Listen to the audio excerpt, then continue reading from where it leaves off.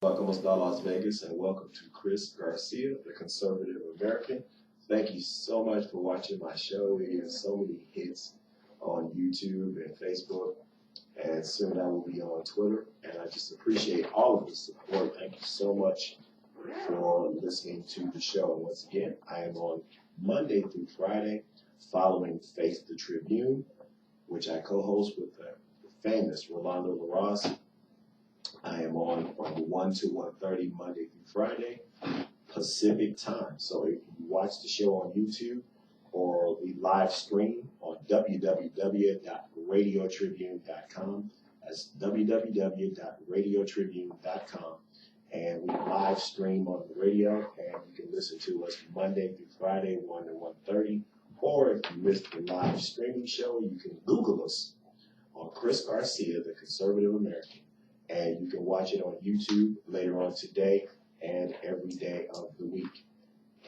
But thank you so much for watching the show, and thank you for all of the support. With that, I would like to get into today's topic, and we're going to talk about national populism. And that's something that they are accusing Donald Trump of as if it's something bad. And I don't think that it's something bad, and it seems to be spreading around the world. You have a lot of governments and a lot of people that are taking back control of their own country. You have the British, the last election, and they voted in a populist part of the British government, and they want to get out of the Eurozone. They would like to stop using the euro, get out of the Eurozone. They think it's a bad deal for the British people. And it seems to be happening all over the world. You have France, which elected a right-wing part of the parliament, and their elections are coming up in April. And it just seems to be Donald Trump sparked something that's going on all over the world. And to me, you cannot force people to be in this worldwide trade zone and one currency, because that's where we were headed. They were headed with using one worldwide currency. That was the next stop. You know, they were going to have a North American currency with Mexico and Canada, the United States. You have the euro currency, and that's where we were headed. And you have a lot of people that are proud of their country, proud of their flag, proud of their national currency, whether it be the shilling or the yen or the yuan or the dollar or whatever it is. The Deutschmark people want to feel like they are part of their own country and not forced into this international one world trade agreement. I think voters are resisting that, and I think that that's where the Clintons, it started in the 90s with NAFTA, and it's moved on to the recent trade agreements under Obama, and even Bush, and I have to say this, even though I'm a Republican, I'm a conservative, they were also part of this one world government I believe that we were headed toward. And I think that the people, and I've been waiting for this for years, to stand up and say, no, I am not part of the Eurozone. I am British, or I am French, or I am German. I don't want to be part of this one world order. And I think it's amazing that Donald Trump will be the spark for this worldwide one world government, and that, you know, people want to be proud of where they come from. I don't think that there's anything wrong with that. I think that America wants free trade. Nothing wrong with having world trade. But you want it to be on an equal playing field. And it's amazing to me how he has been attacked simply for wanting what's best for the United States. They say, well, don't you understand that this is the way things are done? Things weren't always done like that. Things have just been done like that for the last 3 or 4 decades. That doesn't mean you can't change. Things weren't we always were entered into these horrible trade agreements with these countries. So why can't you rip it up and start over? Want to know why they don't want to rip it up and start over? Because it doesn't benefit them. The Clintons and the Clinton Foundation accepts hundreds of millions of dollars from these world leaders to have access into our country, into our workers, into our plants. And they cut deals behind closed doors to send these plants to different countries, to send these plants overseas.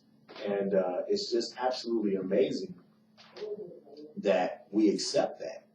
And, it's just amazing that we accept, our plants leaving the country. And it's just amazing to me. And he's been criticized for that. And that's what I just absolutely don't understand. That he just wants to bring an equal playing field for our citizens. And you need to rip up these bad deals, NAFTA, TCP, and all these other bad trade agreements. And you need to start over again. It's amazing now that they're saying, well, what are you going to do now? You're going to try and save every company? Yeah, you should try and save every company, as many as you can. What's wrong with that?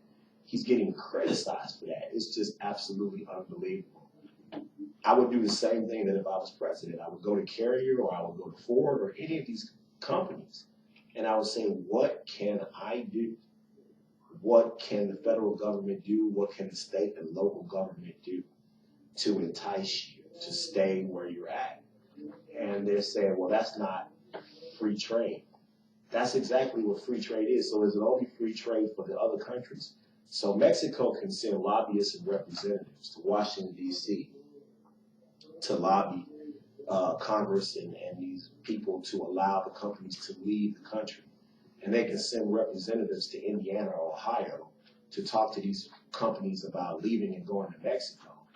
But if Donald Trump sends representatives to Carrier in Indiana to talk to them about staying, you're interfering with free trade. I mean, the people that say that have so sold this country down the drain. It is absolutely ridiculous. Is it only free trade on one side? China allows to come in here and talk to us about, sending our plants or sending our manufacturing to their country. But if we want to tax them or have a tariff for them to sell those products back into the United States, that's not free trade. It's only free trade to the Democrats. It's only free trade to the liberals. It's only free trade to Obama.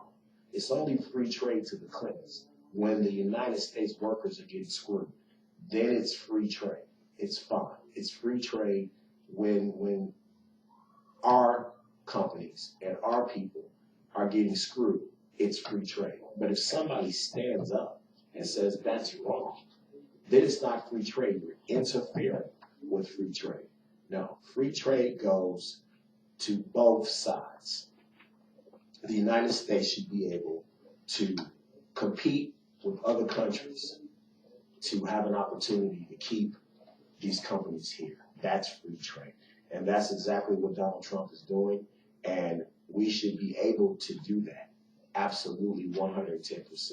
And he should go to each company that is thinking about leaving to go overseas or go to Mexico. He should be able to send representatives, just like those countries are able to send representatives, and sit down at the table and say, what can we do? What tax relief can we give you to keep you here? And, it takes a lot to move your plant to Mexico. It takes a lot of money to move your plant to another country. So if you were giving me incentives to keep my company exactly where it was at, maybe I would think about staying there. And that's what Carrier did, even though 700 jobs are staying here and 1,000 are leaving. That's 700 more people, more families. They're going to have a Merry Christmas. And what about the people that they affect? A lot of these plants are based in small towns, whether it be Indiana, Ohio, or Michigan, or Pennsylvania. They're based in little towns. And when you close that plant, you just don't close that plant. You just don't affect those people. You affect the businesses around that plant. You affect the schools around that plant. You affect the housing around that plant. You affect everything. So you're not just closing down the plant. You're basically closing down the town. And I think it's a disgrace if you're an owner of one of these plants to be able to jump ship and not have any repercussions. You should be able to then jump ship, basically close down an American town, put Americans out of work, and then turn around and sell those goods back to America. And there should be no repercussions for you doing that. I think you should get the hell taxed out of you. And I think that you had better sit down with this administration and you need to see what tax breaks. I know Indiana is a wonderful state to do business in. So is my state, the state of Nevada. we have no taxes on these businesses to move here. But California needs to get in order. New York needs to get in order. Their tax situations are ridiculous. That's where these businesses are fleeing from. And they're fleeing to other states first. And then when they feel like in the other states they still can't be competitive, then they're taking their companies overseas or they're taking their companies to Mexico. But I think that absolutely the Trump administration should be competitive where they can. Now, I mean, you can't be competitive in every situation. You have knuckleheads that are just insistent they are going to leave no matter what, even if you were competitive, even if you were getting and giving that company incentives to stay. I talk to a lot of people and some business people, some business owners that do business in China, and there's absolutely nothing that you could tell them to keep their business in the United States of America. They're just such traitors, and they just believe in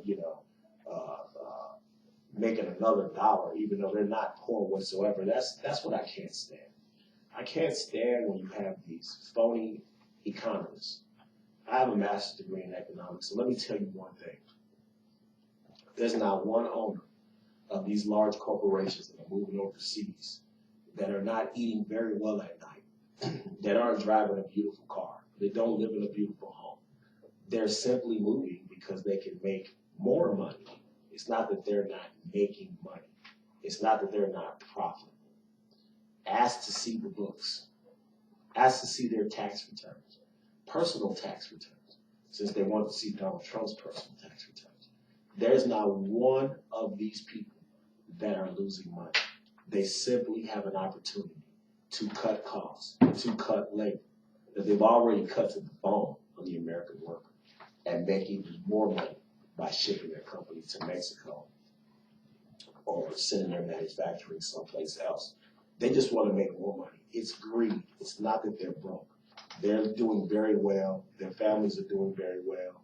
They just want to make more money. And I think that that's unpatriotic. I think when you can leave your own people here in America and you can look at these people, weeks before Christmas and tell them that they're out of work and you don't know how they're going to feed their family. They don't know how they're going to pay their mortgage. They don't know how they're going to pay their kids' tuition. And you can take the job and give it to the Chinese or the Pakistanis or the Indians or the Mexico just to make a couple of more dollars. You are unpatriotic to me, and there should be tariffs against your company, and you should have the hell taxed out of you if you try and ship those goods back to the United States of America.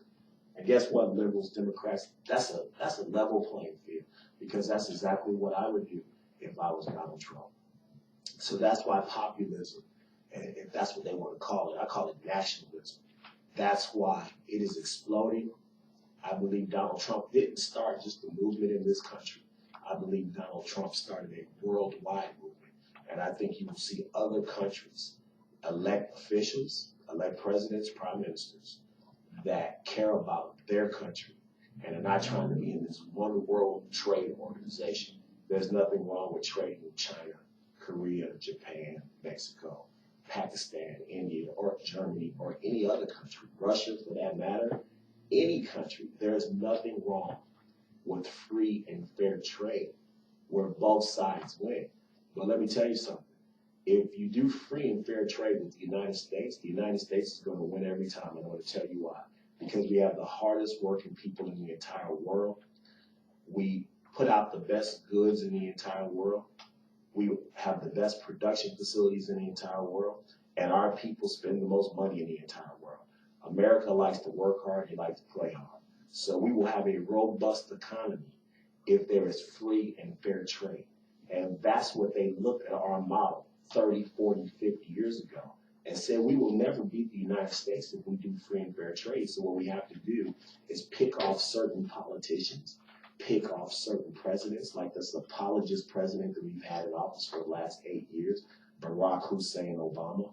And you have to pick off certain people like that, cut deals behind the Americans' back, fill up their pocketbooks, fill up the Clinton fake foundation, and make a few Americans rich while they screw the American people and ship the jobs in the production factories overseas. That's what's happened to this country in the last 30 or 40 years. And so you finally have people that want to elect the president, and that president wants to deal with the American people. He wants to look after the American people, and he wants to put the American people first. We have a guest that I'm going to allow to come on. Thank you. The first half of our show is about populism, and it's very important to me to talk about that. We have a guest today, and he's a friend of mine. And could you state your name for the people here? Just Chris here in Las Vegas. Thank you very much, Chris. Right. Two Chris's today. That's gonna right. be fun. That's right. Thank you for coming on. And he has a very important story to talk to the American people about and talk to you about the city of Las Vegas. And I'm going to give you the floor now, Chris.